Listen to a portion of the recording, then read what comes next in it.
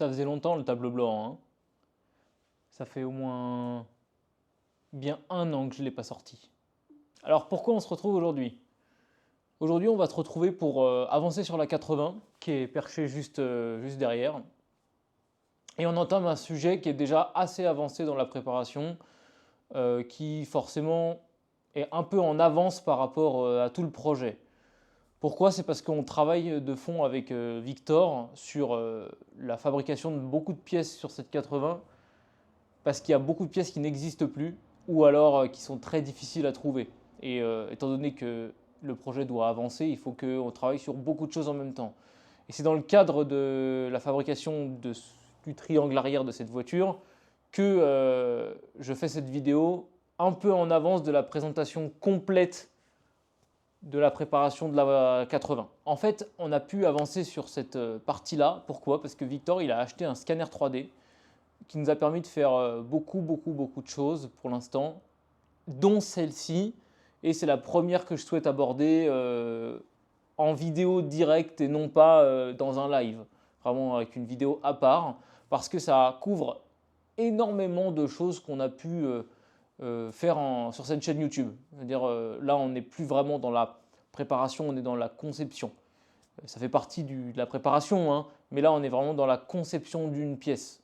Pourquoi on en est là aujourd'hui? Petit contexte, donc c'est une Audi 80 compétition des années 1994 qui du coup a été engagée en DTM et a été fait à 2000 exemplaires pour pouvoir être engagée justement. C'est la petite sœur de la S2 et RS2, donc elle n'a pas le moteur, elle a quelques petites différences de châssis, si ce n'est que la RS2 est la plus proche de cette voiture. La S2 étant une coupée de base, hein, le châssis est plus court et le train arrière est complètement différent. Donc ça, ce qu'on va voir dans cette vidéo ne s'applique pas au S2, mais par contre s'applique totalement au RS2 et S2 berline. Étant donné que 3/4 des S2 ont été découpés, je parle vraiment des S2 berline et RS2. Les S2 berline et les RS2 ont tous deux hérité du train arrière le plus récent de la gamme, qui est celui en fait simplement de l'A4B5, qui est une double triangulation qui est beaucoup plus performante que ce que peut avoir la S2 coupée en fait. Qui dit double triangulation dit du coup triangle, entre autres un en haut et un en bas, ce qu'on peut voir sur le schéma numéro 3. Je reviens après sur le schéma, hein, mais c'est simplement pour mettre du contexte à tout ce que je dis. Il a existé 2 triangles dans cette référence de voiture, qui est le triangle en tôle pressée, donc c'est des tôles qui sont pressées, merci, et puis soudées pointées, et des triangles en fonte. Donc que ce soit sur le train avant des RS2, prenons le cas d'une RS2, hein, que ce soit sur le train avant ou le train arrière, il a existé 2 versions de ces triangles-là, pas équipés de la même manière, hein. La RS2 avait évidemment les triangles les plus sophistiqués, on va dire ça comme ça, et les 80 B4 Quattro avaient les triangles en tôle pressée. Alors le triangle en tôle pressée, il est juste là, hein. On l'a démonté de la voiture. Voilà, hop, je te montre un peu. Donc il a été démonté de la voiture et était extrêmement rouillé, hein, voilà. Donc globalement c'est rattrapable, hein. Si je voulais m'en servir, ça serait rattrapable. Mais le défi qui a été fait, c'est est-ce qu'on ne pourrait pas reproduire ce triangle? Alors tu me dirais, mais c'est un peu bête de s'embêter à reproduire un triangle qui du coup peut être réutilisé. Alors oui, globalement, ça fait perdre un peu d'argent, mais si on pousse la réflexion un peu plus loin, d'une part, il y a plein de choses à apprendre sur la conception de cette chose-là, et d'une autre part, si un jour ce triangle est mort, et je suppose qu'il y a des personnes qui regardent cette vidéo, j'espère du moins, enfin j'espère et j'espère pas, mais j'espère que vous avez des voitures avec des triangles morts, comme ça vous intéresse encore plus. Pour retrouver un triangle de ce type-là, que ce soit en tôle pressée ou en fonte, c'est très difficile. Au-delà que ce soit très difficile, on peut en trouver, c'est très cher. Donc ça veut dire que on a un réel problème avec cette pièce. Il y a plein de problèmes avec plein de pièces sur ces voitures-là qui deviennent rares. Pourquoi? C'est simplement que Audi ne les fabrique plus. Audi a arrêté de fabriquer ces pièces-là et il faut trouver des solutions alternatives. Les solutions alternatives, elles ont déjà été étudiées, hein. T'imagines bien que je suis le dernier à me poser la question. 034 Motorsport avait fait des triangles taille et masse pour remplacer ces triangles-là qui étaient rotulés et réglables, mais ils ont arrêté la production aussi. Sûrement que la demande n'est pas assez intéressante. Donc le défi, c'est se dire, ok, bon bah, le mien il est utilisable, mais on va essayer d'en reproduire un avec les technologies récentes et les contraintes potentielles liées à la fabrication de ce genre de pièces. Donc le procédé, il est assez simple en soi sur le papier, il nécessite du matériel assez cher. Donc on a scanné en 3D cette pièce. C'est pour ça que tu vois les petites pastilles que je n'ai pas tout enlevé. Pour récupérer plein de choses, c'est-à-dire que déjà la géométrie, le fait que ce soit un triangle, les tailles des cylindres blocs, il en existe 2 versions très importantes, et l'épaisseur et tout un tas d'informations géométriques et les ancrages surtout, parce que dans un triangle, dans l'espace, savoir où est-ce que ça se situe, alors avec un réglet ça va bien, mais dès qu'on parle d'angle, c'est tout de suite plus compliqué. Donc le scan 3D était globalement la base de travail la plus logique. On y viendra après. Une fois scanné, il a fallu étudier le système. Et c'est là qu'intervient le tableau qui est derrière moi, parce que je vais vous parler de la mécanique de cette voiture. Donc cette voiture est un système à double triangulation, et c'est le petit schéma qu'on voit juste là. C'est-à-dire que la roue, c'est les petits pointillés en noir que vous voyez. Ça, c'est le passage de roue, le sous-châssis, et le triangle inférieur, qui est pris avec un amortisseur et un ressort. Et en dessous, on a un triangle supérieur, donc c'est de celui-là qu'on parle, qui vient en fait en ancrage sur la partie haute de la fusée et la partie basse de la fusée. C'est-à-dire que le système travaille de manière parallèle pour pouvoir éviter que la roue, en fait, avec l'enfoncement de la suspension, que la roue fasse ça. C'est ultra logique à la finalité parce que quand on est en appui dans un virage, la suspension monte et le triangle du dessus synchronise le triangle du dessous qui fait que la fusée reste constamment droite. Alors ça c'est l'objectif hein, sur le papier, c'est pas vraiment la réalité parce qu'il suffit d'avoir une roue très large dans des cas de drag race ou des choses comme ça et en fait le phénomène de désynchronisation s'amplifie étant donné que ça fait comme un bras de levier en fait. Vous voyez ce que je veux dire? Donc le fait d'avoir une rotule là pour compenser le manque serait très intéressant, mais ce n'est pas l'objectif du tout. Donc ça c'est pour expliquer la mécanique du fonctionnement et je possède le triangle qui est juste là. La fusée, excuse-moi je me suis trompé, mais donc ça ressemble, alors c'est pas léger, hein, ça ressemble à ça. Donc on retrouve bien la roue qui est dessinée sur le schéma, l'ancrage du dessous, l'ancrage du dessus et ça travaille comme ça. Donc un triangle là, un triangle là, et ça travaille comme ça. Ça, c'est la théorie. Maintenant, la question qu'on se pose, quand on a compris la mécanique et le rôle de cette pièce, c'est comment est-ce qu'elle travaille dans la voiture? Globalement, il y a 2 forces qui s'appliquent à un genre de triangle comme ça. Je le prends avec moi, ça sera plus simple à imaginer, mais le schéma numéro 1 explique les 2 systèmes de fixation du triangle, qui est une vis inférieure, une vis supérieure. Entre autres, c'est la vis qui est là et la vis qui est là, sachant qu'ils travaillent comme ça, ce qui est logique. Donc, la force qui s'applique sur ce triangle-là, lors d'une accélération ou d'un freinage, c'est la flèche bleue. Donc, à la finalité, c'est une force comme ça. Donc, il est amené à être tiré et à être poussé selon la force d'accélération. Donc, voilà, si tu prends le schéma, ça le tord, ça veut le tordre. Très bien. Ce qui explique potentiellement les renforts qu'on a là et les lamelles qu'on a là. Ensuite de ça, on a la deuxième force qui est encore plus que la première, c'est la force d'arrachement. Le triangle, il travaille comme ça, sauf que quand on appuie sur un virage, la roue, en plus de compenser, elle applique avec le poids de la voiture et l'inertie, la force centrifuge, elle pousse la masse vers l'extérieur et force la roue, avec l'adhérence au sol, à se tordre, comme ça. Donc ça vient tirer sur le triangle qui est fixé sur la voiture, ça vient le le tirer comme ça, comme j'ai dessiné ici et ici. Ça vient le tirer comme ça, et c'est une force à la finalité, quand on prend le triangle droit, c'est une forme d'arrachement. Mais il existe aussi l'exact inverse, c'est-à-dire que la voiture tourne dans l'autre sens et on a une force de compression qui existe.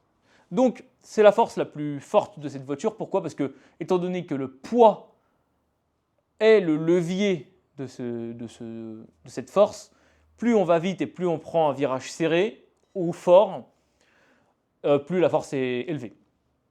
Donc ça, c'est mathématiquement établi, hein, c'est-à-dire que Audi, quand ils ont fabriqué ce triangle avec de la tôle pressée, ils se sont dit, on va le faire de telle épaisseur, telle forme, pour pouvoir supporter ces charges-là. Ces charges-là, on va devoir les estimer, et ça va nous permettre de concevoir le triangle et de faire le choix de la matière. Je pense que c'est suffisamment explicite et j'ai pas besoin de m'étaler plus sur la mécanique et la géométrie de ce système. Et ce que je te propose, c'est tout de suite que je te montre deux choses, qui est le prototype final de ce triangle. Alors c'est une impression 3D. Voilà à quoi il ressemble. Alors normalement il est censé être collé, mais Théo a voulu voir si ça tenait. Hop, voilà.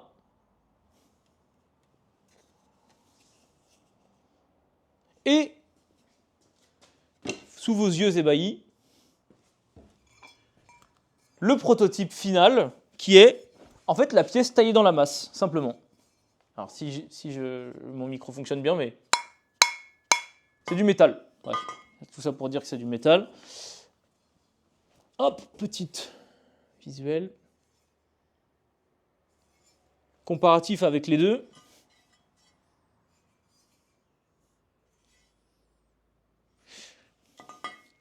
C'est de l'aluminium avec un traitement spécial, mais pour partir de ça jusqu'à ça, t'imagines bien qu'il y a eu une étape de réflexion très longue. Et ce que je te propose, c'est dans la suite de cette vidéo, de voir comment on a réussi à fabriquer ça à base de ça.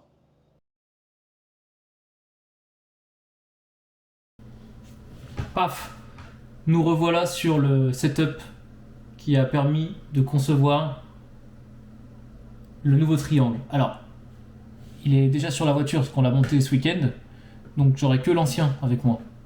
Mais c'est pas grave parce qu'on va avoir les modèles 3D. Alors, avant de commencer, je tenais à faire un petit disclaimer. Pourquoi? Parce que on n'est pas du tout professionnel. C'est-à-dire que je vais présenter les personnes qui vont participer à ce vidéogramme, mais on n'est pas professionnel du tout.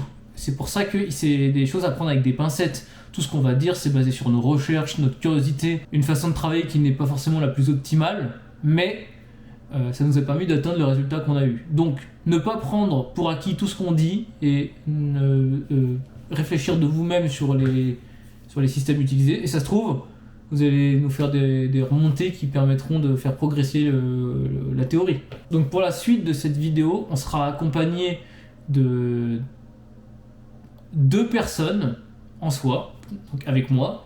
Il y a Victor, qui du coup, je ne vous le présente plus, Victor qui est la personne qui dessine en 3D, qui a sa petite post Instagram et tout, donc je vous invite à aller voir aussi.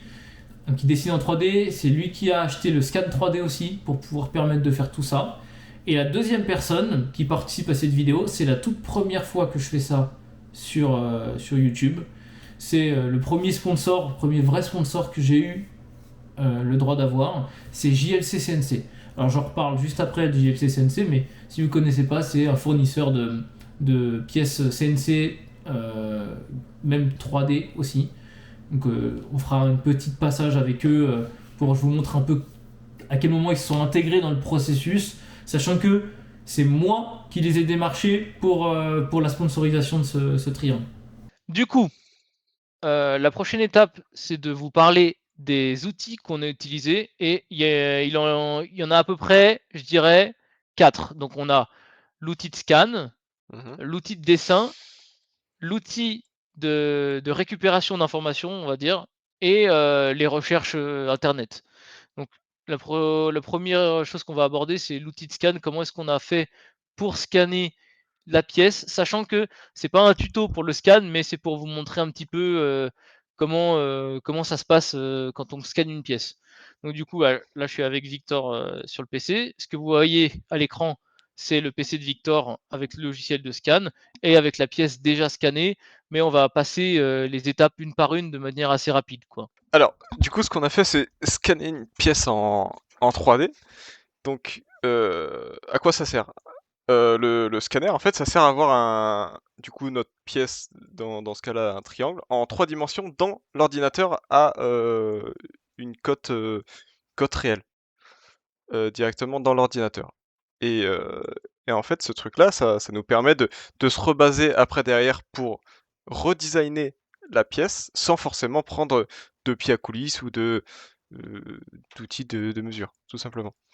Le scanner, en fait, c'est pour simplifier la chose, c'est comme un gros appareil photo très perfectionné, en fait, avec des systèmes de laser, du coup, dans mon cas, et ça vient refléter du coup, la pièce et par un certain principe que je ne connais pas réellement, permet de connaître la position en 3 dimensions de la surface. Sachant que c'est un nuage de points. Le laser, C'est ça. les multilasers viennent taper dans la pièce, effectuer un point, refléter ce point, et ce, des milliers de fois par seconde, je crois que c'est des plusieurs millions, qui permet d'effectuer un nuage de points qui constitue une pièce. Je sais pas, si tu zoomes un peu dedans au maximum, en fait, Ouais, je pense qu'on peut le voir. là. Carrément, voilà. Donc là, on voit carrément sur la pièce que c'est plein de points qui, après, lui, le logiciel, fait le raccord entre eux. Donc c'est la suite, hein, j'avance un peu, mais qui fait le raccord de ces points entre eux pour faire plein de petits triangles. Voilà. Et on peut voir là que, par exemple, dans ce scan en lui-même, il y a 380 000 points sur cette image-là. Voilà. Ce Donc c'est qui pas est, plusieurs millions, hein, mais c'est voilà, une c'est certaine beaucoup. quantité par seconde, quoi. Et Mm. dans notre cas là, le RevoPoint, en fait, on peut scanner en plusieurs parties une pièce. Donc là, j'ai scanné cette face-là, j'ai fait l'autre côté. Alors, on voit que c'est pas forcément des défauts, mais c'est que le triangle était simplement tout rouillé. Donc, Mm. ça fait des formes un peu de merde. Mm. Donc, j'ai scanné en plusieurs parties. Voilà. Et après, en fait, on peut assembler plusieurs parties par un procédé de fusion, là, pour pouvoir en faire une seule et même pièce. Et donc là, on voit plus les points parce qu'en fait, ça fait une conversion en maillage. En fait, ça relie tous les points pour faire des polygones. Et donc on voit que dans cette pièce-là, du coup, il y a presque 900 000 polygones. Donc en fait, une pièce avec des formes. Si une pièce était complètement plane dans le logiciel, vraiment plane à la perfection, elle nécessiterait qu'un seul polygone qui est un rectangle, par exemple. Voilà, c'est une pièce plane. Mais par contre, quand une pièce est arrondie, en fait, c'est un embriquement de plein de petites surfaces plates, tellement petites, qui fait que ça fait un rond, en fait. Ceux qui ont déjà joué à Minecraft peut-être savent que pour dessiner un rond dans Minecraft, il faut simplement faire plein de carrés aligné qui fait qu'à la fin ça fait un rond. Et bah là c'est exactement le même concept, sauf qu'en fait c'est des triangles imbriqués entre eux de très petite taille. Et c'est d'ailleurs un point de complexité qui fait que tous ces triangles, quand il y en a trop, le logiciel a du mal à les modéliser en temps réel et on doit faire une réduction de ces triangles, donc perdre de résolution, de la qualité pour pouvoir faciliter la modélisation.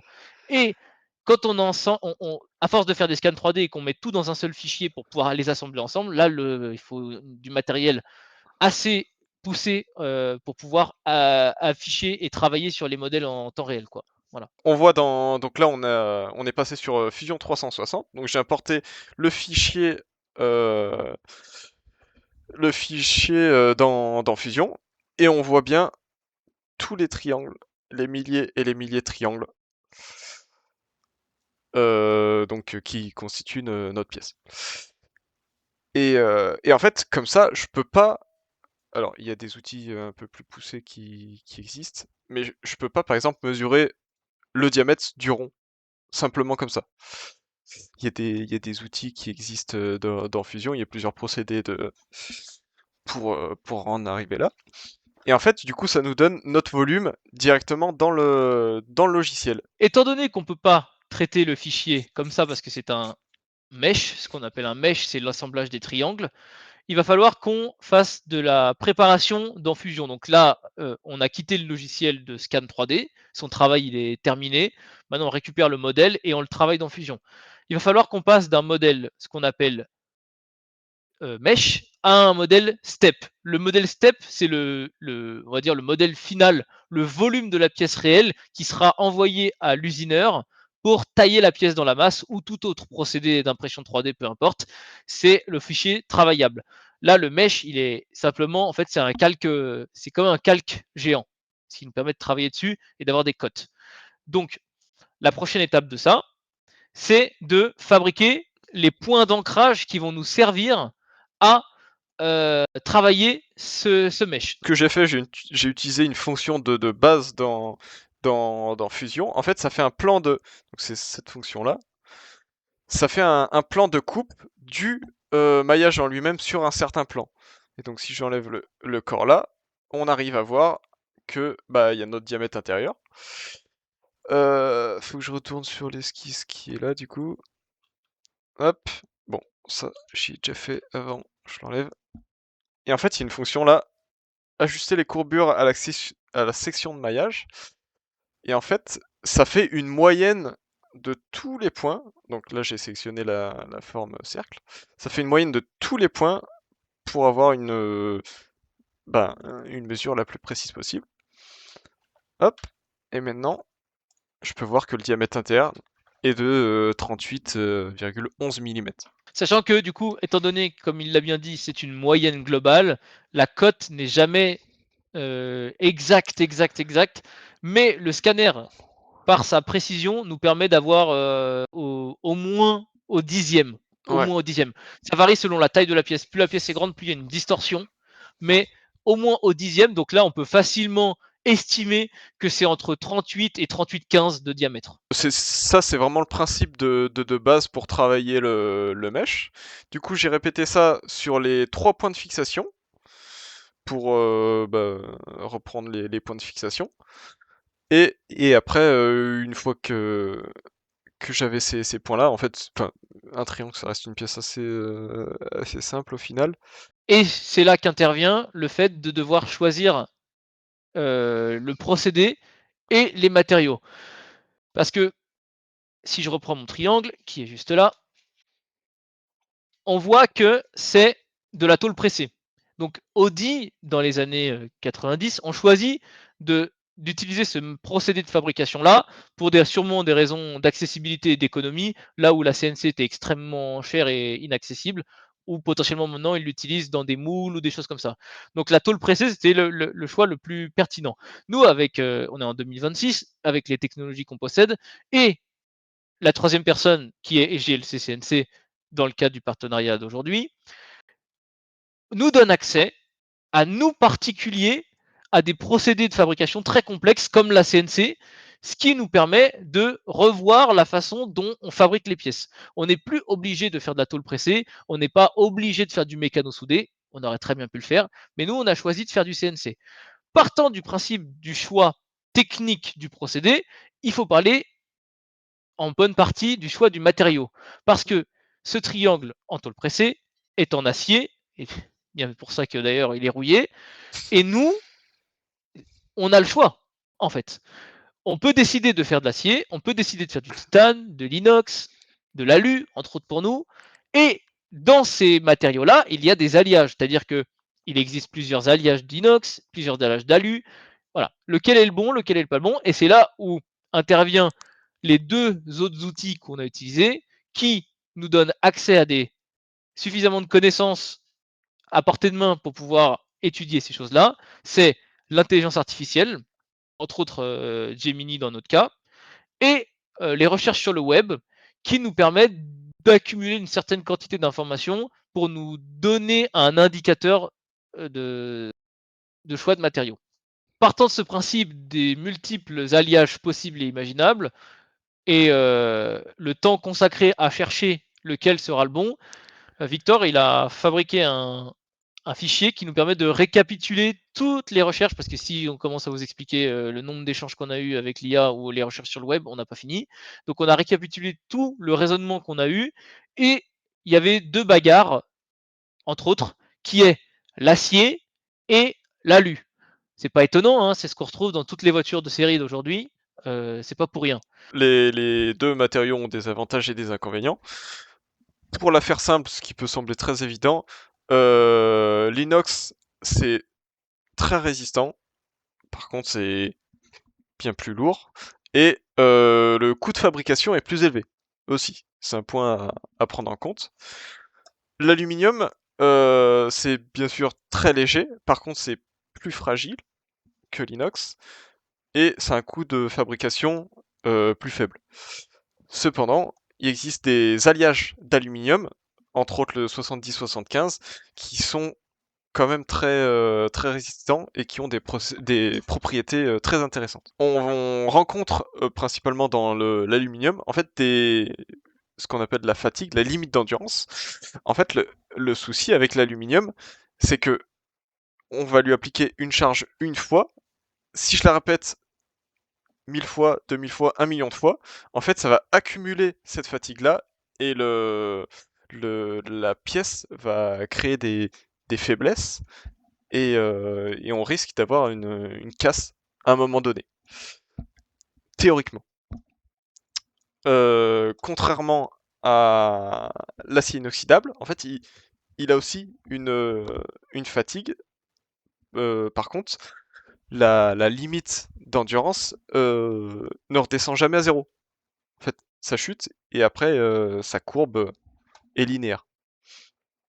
Contrairement à l'aluminium qui rompt à un certain moment. Étant donné que du coup on s'oriente vers de l'aluminium plutôt que de l'acier pour faire notre pièce, il a fallu choisir entre plusieurs alliages, et on en a retenu 2 qui sont les plus communs chez les fabricants, on va dire, d'usinage, entre autres, dans notre cas JLC, mais il y a le 60-61 T6 et le 70-75 T6 aussi. Ouais, c'est le traitement thermique. Ces 2 matériaux-là ont chacun leurs propriétés d'avantages inconvénients, et pour résumer grandement, on a choisi le 70-75 parce qu'il est plus rigide, donc plus de résistance brute, mais par contre, il s'oxyde plus et il rompt au lieu de se déformer, contrairement au 60-61 qui s'oxyde aussi, mais qui vient à se déformer avant de rompre et a eu du coup on va dire une force générale plus faible. Le 70-75 est plus cher à fabriquer, évidemment. Mais partant de ce concept-là, ça évite de devoir faire une pièce beaucoup plus grosse que ce qu'elle devrait être pour combler le fait de la résistance, et entre autres de ce que vient d'expliquer Victor, qui est la fatigue, parce que là où on y vient, qui est la prochaine étape, les tests de résistance, c'est qu'il faut dessiner la pièce pour que sur un cycle de vie donné, imaginons, je ne sais pas, 30 ans, estimer le nombre de cycles de force de cette pièce et qu'elle ne casse pas sur la période donnée. Alors, on n'est pas ingénieur, on ne possède pas de banc d'essai de matériaux. Donc, ce qu'on a fait, c'est qu'on a conçu la pièce avec une quantité de matière beaucoup plus grande qu'est-ce qu'elle devrait avoir pour qu'elle ait une fatigue qui tende vers l'infini dans la vie humaine ou dans la vie du véhicule. C'est-à-dire que la fatigue, sur une période de 300 ans, elle devient négligeable, ce qui nous permet de considérer que le matériau, il est indestructible à la fatigue. Mais ce qui ne corrige pas le problème de la force appliquée. Et donc là, c'est une bonne transition pour la prochaine partie qui est la simulation de force. Avant de parler de la simulation de force, il faut considérer que là, on a fait le choix du matériau, on a fait le choix du procédé. Donc, Victor a dessiné la pièce. Donc, on peut peut-être faire une petite passe sur le dessin de cette pièce-là avant de parler de la résistance. Comme je l'ai dit précédemment, donc j'ai pris le diamètre de tous les points d'ancrage du triangle, ce qui nous fait du coup nos trois cylindres. Pour simplifier, Enfin, c'est vraiment très simple au départ. Donc Ouais. là, ça nous fait un triangle tout bête. Et après, bah, je viens rajouter des congés, et des formes en fait pour solidifier déjà nos points de fixation, rajouter des congés et finir la pièce un peu plus proprement. Il faut savoir que l'aluminium a tendance à créer à se fatiguer plus vite et à créer des fissures s'il n'y a pas de congé. En fait, sur des arêtes vives ou sur des formes un peu spéciales, la pièce a tendance à se fragiliser, principalement à ces endroits-là. Et donc c'est pour ça que j'ai mis plein de congés de partout. Il n'y a aucune arête vive sur cette pièce. Si on observe bien, ça ressemble énormément à la pièce d'origine, qui a la même forme sur les parties d'ancrage. Pourquoi? Parce qu'en fait, simplement, ça a réparti la charge. Si on n'avait qu'un seul point de fixation, alors vous imaginez bien que cette version-là, on en a fait beaucoup plus d'une avant d'atteindre ce résultat-là, mais on a fait avantage-inconvénient et on retrouve pas mal de caractéristiques de la pièce d'origine qui est sensiblement les mêmes. Alors, la seule différence, c'est que c'est de la tôle pressée d'origine, donc le volume est très différent, enfin, les forces appliquées sont différentes. Nous, c'est une pièce taillée dans la masse, donc ça nous permet de faire des choses que on ne pourrait pas faire en tôle pressée. Pour ce qu'il est des diamètres et des épaisseurs, donc là, on voit qu'on a fait des choix d'épaisseur sur les ancrages, donc qui sont alors j'ai plus les cotes en tête, mais on a fait des choix d'épaisseur au niveau des cils en bloc, on a fait des choix d'épaisseur au niveau de la pièce centrale. Tout ça, c'est les éléments qui vont faire varier la résistance brute de la pièce sur les forces. Si vous vous souvenez bien, dans le début de la vidéo, je vous ai parlé des forces appliquées, qui sont compression détente et torsion latérale. C'est exactement ça que on va devoir tester du coup en simulation pour savoir si le choix des épaisseurs qu'on a fait dans la pièce sont les bons. Sur ce triangle-là, il y a quelques formes qui font la rigidité et la solidité de la pièce. Ça peut sembler évident, mais peut-être un peu moins pour certains. Ce congé-là, principalement, quand on regarde sur ce plan de coupe-là, il solidifie grandement le point de fixation et aussi l'épaisseur de la bague, qui fait qui solidifie aussi énormément la pièce. Et donc c'est sur ces points-là que j'ai modifié un certain nombre de fois pour arriver à un résultat correct. Donc là, maintenant, on est passé sur le logiciel qui est sur le même Fusion 360, mais avec le module de simulation. C'est-à-dire qu'on a exporté notre pièce qu'on a dessinée et on l'a mis dans le système de simulation. Sur ce système de simulation, il faut appliquer plusieurs paramètres qui sont déjà les points fixes et les points mobiles. Donc c'est ce qu'on voit sur les côtés. Donc les points fixes sont à gauche, les deux ronds, et le point mobile qui va définir le point de force, c'est le point à droite qui du coup est normalement sur la fusée. Une des étapes est de définir quelle est la force qui va être appliquée. Et là, alors on n'est pas devin, hein, on a dû faire quelques recherches sur Internet et nous aider de l'intelligence artificielle aussi pour estimer à peu près les forces qui vont être appliquées sur l'attraction et du coup qui résulte aussi de la poussée. On a rentré comme paramètre 10 000 newtons qui équivaut à 10 tonnes, sachant que considérons que c'est comme si on prenait un virage avec la voiture et que la roue cherchait, le bas de la roue cherchait à aller à l'intérieur de la caisse. C'est-à-dire que le triangle est tiré par le haut. Tiré. Et c'est notre point de base de simulation. Donc on a process le calcul de force, du coup, ce qui nous donne ceci. La valeur la plus importante, c'est le facteur de sécurité sur la droite. Dans notre cas, 6,79. C'est-à-dire que notre facteur de sécurité, comme on voit à gauche, est de 6,79. C'est-à-dire que faut 6,79 fois la limite élastique, donc avec la force qu'on a appliquée, pour casser la force. Ce qui est un très bon facteur de ce qu'on a pu voir. Sachant que du coup, on a des indicateurs dans Fusion. On voit la barre à droite qui nous C'est ça. donne un état de standard ou des choses très élevées, sachant que ça se situe du coup entre 1 et 4 en facteur de force. tout en considérant que on a choisi 10 tonnes.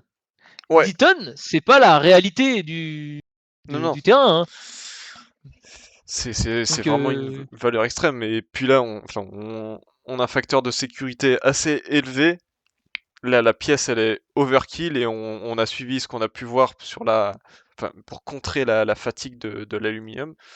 Surtout sur une pièce de suspension comme ça qui est assez risquée au final. On n'a pas le droit à l'erreur. Donc là, on arrive à la fin du processus de design de la pièce qui, si on résume, sont les étapes suivantes. Scan, pas dans tous les cas, mais scan de la pièce pour récupérer les informations qui nous sont intéressantes, entre autres les points d'ancrage. Transformation du mesh dans Fusion pour pouvoir travailler. Dessin des ancrages, fabrication de la pièce, étude du procédé de fabrication et des composants, simulation de force pour s'assurer que la pièce réponde aux exigences qui vont lui être appliquées. Et après, il reste à exporter la pièce. Et c'est là où on fait la petite transition vers JLC CNC pour fabriquer cette pièce. Petite transition pour parler du sponsor de cette vidéo. Alors attention, hein, ne passe pas cette séquence parce qu'elle était très utile. Parce que moi je veux pas faire des sponsors avec des trucs nuls. Là on a besoin de pièces taillées masse, on fait une sponsor avec un fournisseur de pièces taillées masse. Et que toi aussi tu pourras utiliser si t'en as envie. Pour expliquer un petit peu la suite de ce que tu viens de voir, une fois que tu as la pièce finie, il y a une étape qui n'est pas obligatoire mais qui est très recommandée, c'est le test du prototype en plastique. Je possède une imprimante 3D à la maison, donc j'ai pu imprimer en plastique le triangle que tu viens de voir. Alors ils sont en deux morceaux, mais voilà. Donc ça me permet d'aller voir si ça se passe bien dans la voiture. Alors ça c'est assez utile quand t'as pas de scan 3D, parce que tu fais tout au jugé. Typiquement le collecteur d'admission dans les dernières vidéos que tu as vues, il a été fait sans scan 3D, donc il a fait pas mal de repasses en plastique pour savoir si tout montait bien. Là, j'ai la base du scan 3D, donc c'est une évidence que tous les points d'ancrage fonctionnent correctement. Considérons que tu as fait cette petite impression 3D, que tout est parfait, il faut trouver un fournisseur. Alors, il y a plein de fournisseurs qui existent et moi j'ai longtemps travaillé avec JLC. Pourquoi ? Parce que c'était un des seuls qui faisait de l'impression 3D métal que j'avais besoin. Je sais pas si tu te souviens, on a fait une pipe d'eau en inox, excuse-moi, sur la 80 dans le premier setup. Et c'était, alors pas sponsorisé, hein, mais c'est eux que j'ai fait appel. Dans le cadre de cette fabrication, je leur ai envoyé un mail et je leur ai dit est-ce que ça vous intéresse qu'on travaille ensemble pour fabriquer ce triangle ? Ils m'ont dit avec plaisir, on te finance la pièce et en contrepartie voilà, tu présentes nos services. Donc plutôt que présenter bêtement ce qu'ils font, je te propose que ensemble on fasse comme si que je commandais ce triangle après la fabrication en 3D. On se retrouve sur le site de JLC CNC. Alors JLC font plein d'autres choses, hein, mais là on va parler uniquement de la CNC parce que c'est ce qui nous est utilisé comme procédé pour pouvoir fabriquer la pièce. Une fois que tu es connecté à ton compte, tu dois upload le modèle 3D. Donc Victor m'a envoyé le modèle 3D, je l'upload dedans. Je upload le fichier, ça charge un petit peu, on attend. Voilà. Donc, on tombe sur une interface qui nous demande plusieurs informations. Premièrement, on va avoir une vue avec le prix en haut à droite. On y revient juste après. Mais là, ce qui nous intéresse, c'est les paramètres que l'on va demander à JLC pour usiner cette pièce. Donc le matériau, dans notre cas à nous, c'est de l'aluminium. Ça pourrait être très bien d'autres matières, mais de l'aluminium. On a dit qu'on prenait du 70-75 dans notre cas. Le finition de surface, très important.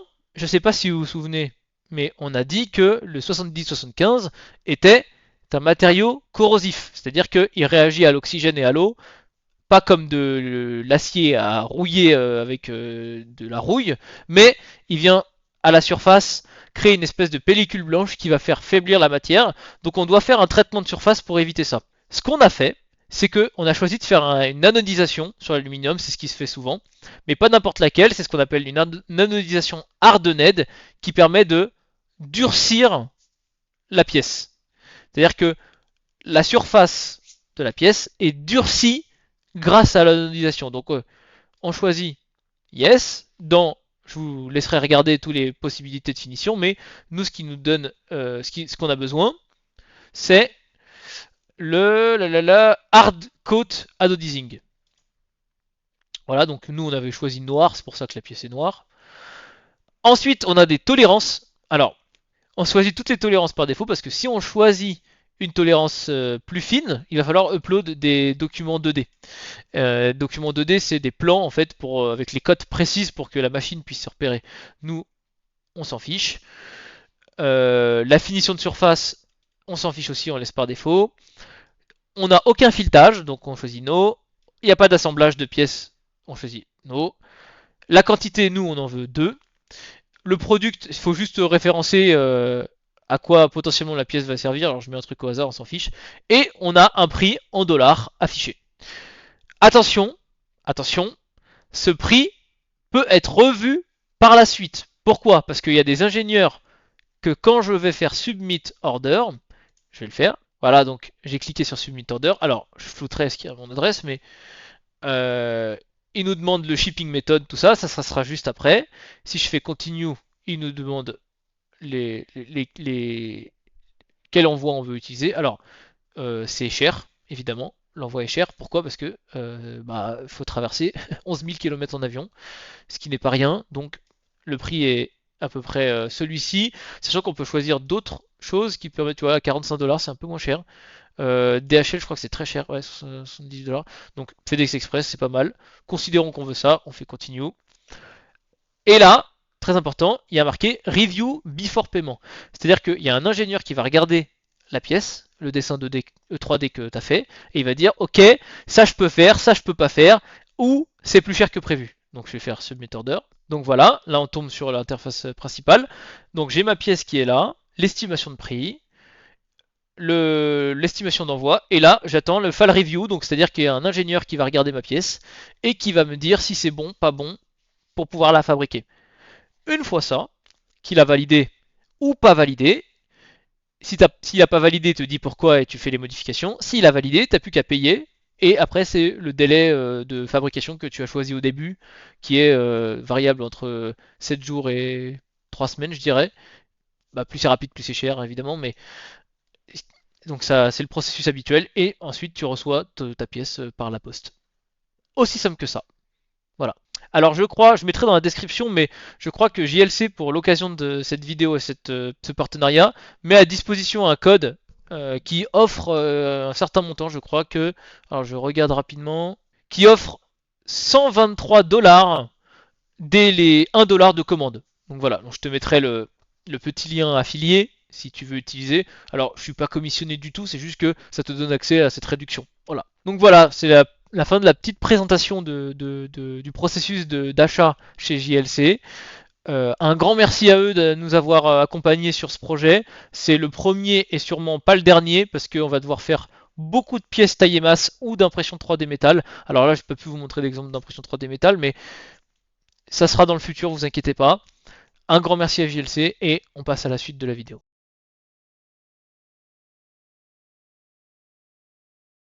Ah Victor, nous allons remonter la triangulation. Donc, explication. Ça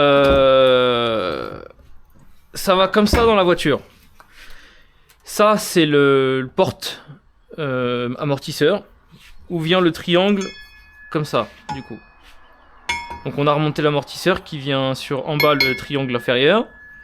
Et il faut remonter ce triangle comme ça, et donc remonter les cylindres blocs. Alors, spoiler, hein, on l'a déjà fait sur l'autre côté, je vais montrer vite fait.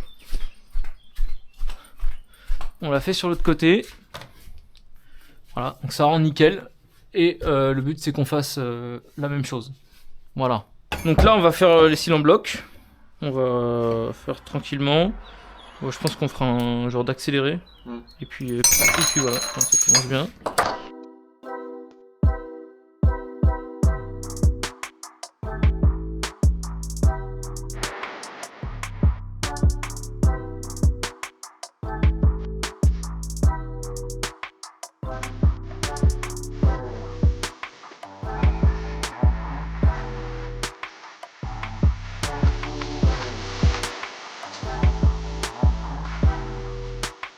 Artlist.io.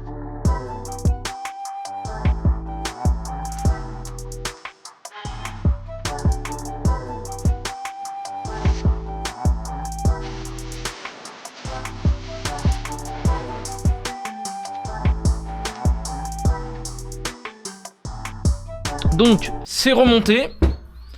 Les cylindres blocs sont mis en place. Il faut pas trop serrer, on suppose. Parce qu'en fait, c'est un écrou freiné ici. On a tout graissé. Mais le truc, c'est que si on serre trop là, en fait, ça vient le comprimer en torsion. Et après, il bouge plus fort. Donc, je pense qu'il faut le laisser un peu jouer. Et ça peut pas se desserrer de toute façon grâce à l'écrou frein. Et Victor, il a pensé, on perce un truc. On met un fil et on torsade ou une goupille pour que même si ça se dévisse, au pire bah ça prend du jeu mais ça se barre pas quoi. Et de toute façon dans la voiture la tige qu'elle a, en fait il y a le pare-boue, ça peut pas sortir.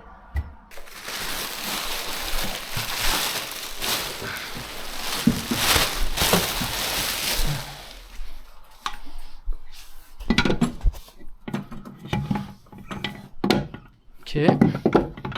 Alors attends. Pas... Oui, c'est la peinture. Pas encore assez convaincu.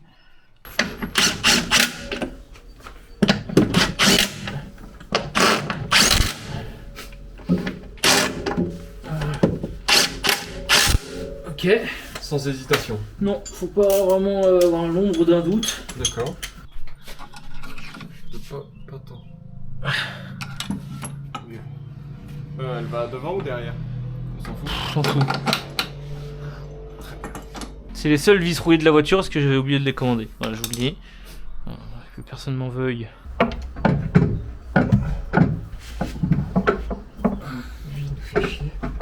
Attends. Mettre le bas. Mets d'abord le haut et comme ça on rentre le bas.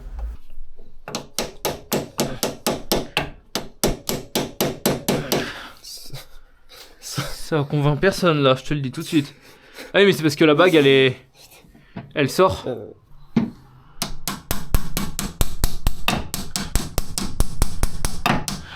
Si ça va le faire. Tiens vas-y attends.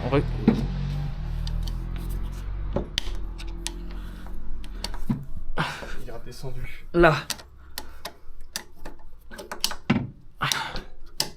Là. Ouais. Parfait.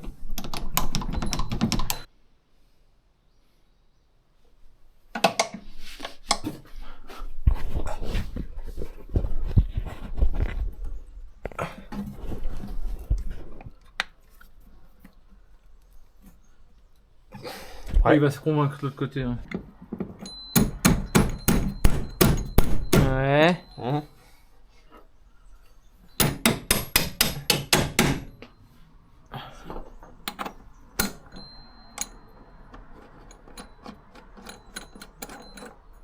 Ok. C'est du solide mon pote. Du coup, j'avais pas montré mais en gros, cylindre bloc. Oh, attends, j'allume l'écran voilà.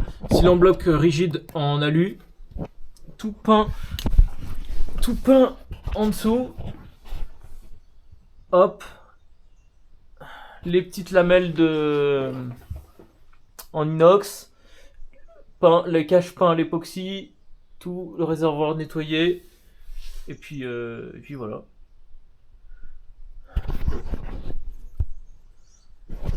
Ça marche pas.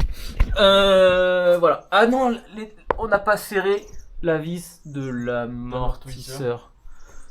Bon, on finit ça et on fait un petit plan de la fin.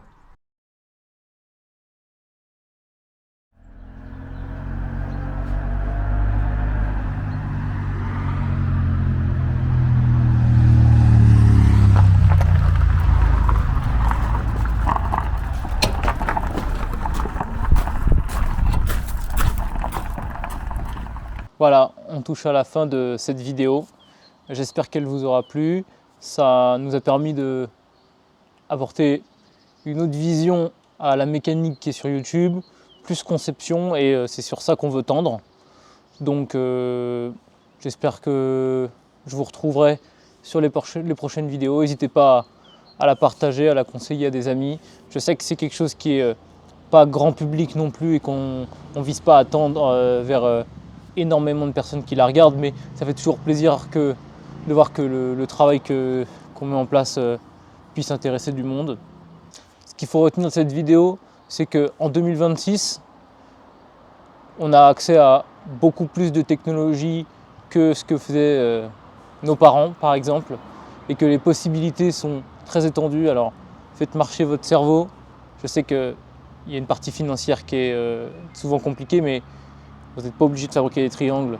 Des choses simples fonctionnent très bien aussi. Et travaillez avec vos cerveaux, avec les outils qui vous entourent, et fabriquer des choses, peu importe les choses. La prochaine vidéo, elle portera encore sur la 80, parce que c'est un long projet, il y a plein d'étapes. Mais ce que je te propose, c'est un format potentiellement un peu plus court sur quelque chose que j'ai encore jamais vu sur YouTube, qui se situe juste là normalement. Je te laisse découvrir ça très bientôt. À la prochaine. Si vous n'avez pas confiance en vous, c'est la seule chose qui vous fait descendre. La seule chose qui différencie souvent les gens qui font de ceux qui font pas, c'est juste une impression de légitimité quant au fait de faire. Ça veut dire j'ai la position de quelqu'un qui fabrique. Que ce soit bon ou que ce soit pas bon, ça me regarde pas. Que les gens aiment ou qu'ils aiment pas, ça me regarde pas. Je dois faire ce que je dois faire. Je dois le faire avec tout ce que je peux y mettre. Je dois le faire en ne ménageant pas mes efforts. Je dois faire du mieux que je suis, du mieux que je puis. Mais si je fais du mieux que je puis, si ça vous va pas, c'est pas grave. Si vous ne m'aimez pas, ne regardez pas ce que je fais, c'est tout. J'ai rencontré des vrais bons. T'as dû en rencontrer aussi. Des vrais bons. Les vrais mecs sont bons. Et tu sais quel est leur point commun? Ils sont tous bienveillants. Donc quand tu lis un truc qui l'est pas, le mec est pas bon. Il aurait aimé l'être, tout simplement.